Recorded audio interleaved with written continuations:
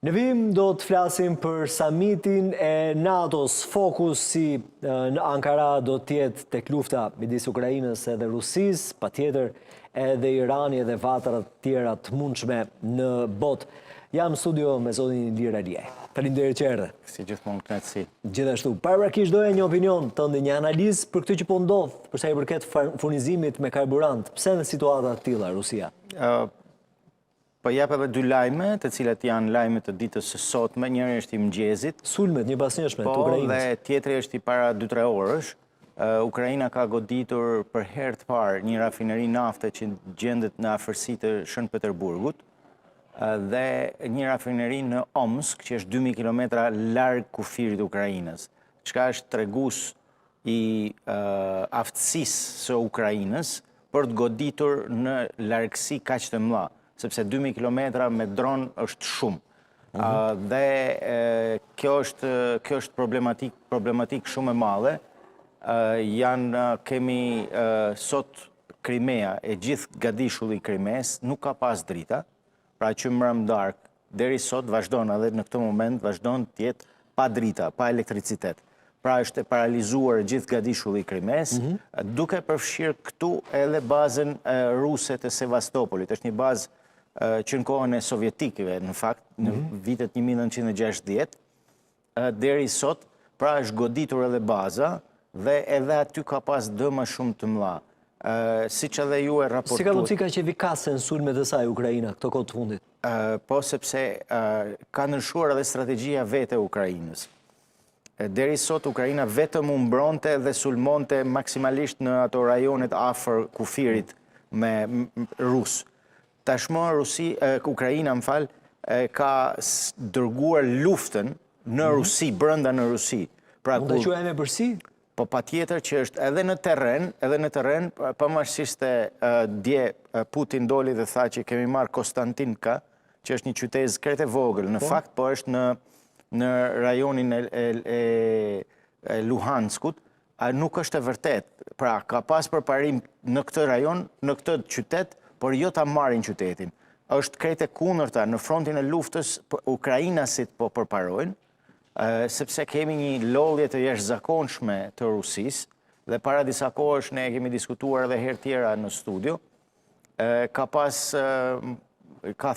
Putin ka thënë që tashmë duhet vi momenti i fundit i luftës.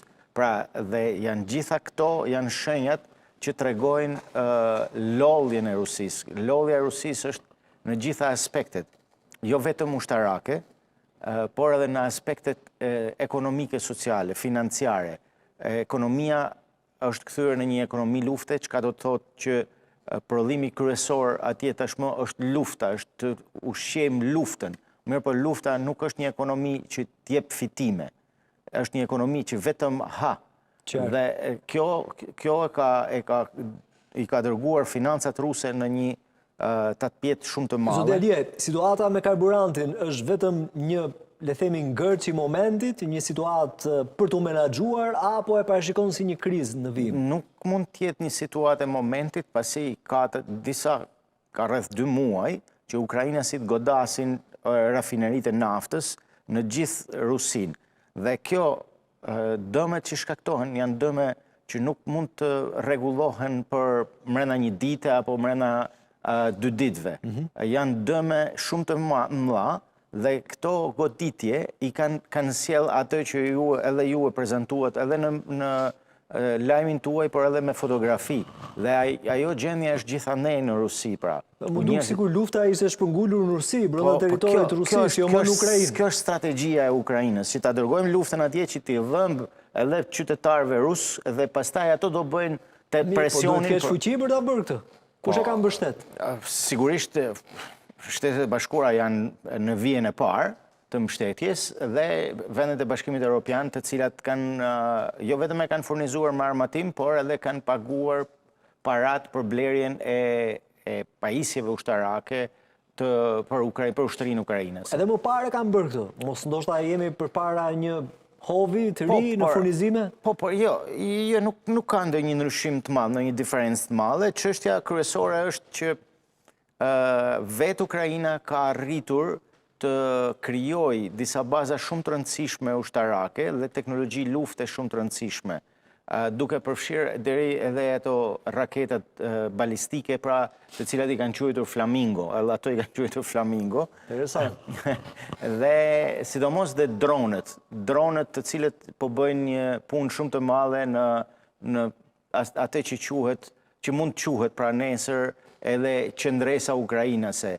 Gjitha mediat botërore tashmë po flasin që Rusia e ka të humbur luftën dhe duhet me patjetër që të ulen në bisedime për të i dhënë fund kësaj çmendurie që kanë nisur rusët në 2022-shin.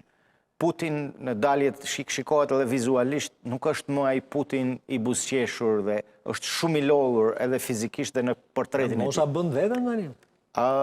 Jo, unë do thoja që mosha bën veten normal, por do thoja që ka shqetësime shumë të mëdha. Shqetësime shumë të mëdha në pjesën më të madhe të daljeve nuk del ai, po del sozia e tij. Sepse në elitën... Si e ke kuptuar këtë që është sozia dhe s'është vetëm Jo, unë nuk e kam kuptuar të drejtën, por janë burimet e informacionit që vinë direkt nga Moska, sepse elita politike dhe e biznesit rus e ka kuptuar që janë dy gjëra shumë të rëndësishme që ata kanë kuptuar. E para, prishja përfundimtare me perëndimin, që ato e kanë pas si diçka që kanë kërkuar gjithmonë që t'jenë si perëndimi. Pra, në historinë e tyre, nëse lexohen edhe librat e Lufta dhe Paqja, apo librat e këtyre romancierëve të famshëm rus, lexon që ato gjithë duan të bëhen si Parisi, si Londra, si Berlini, Vjena, etj.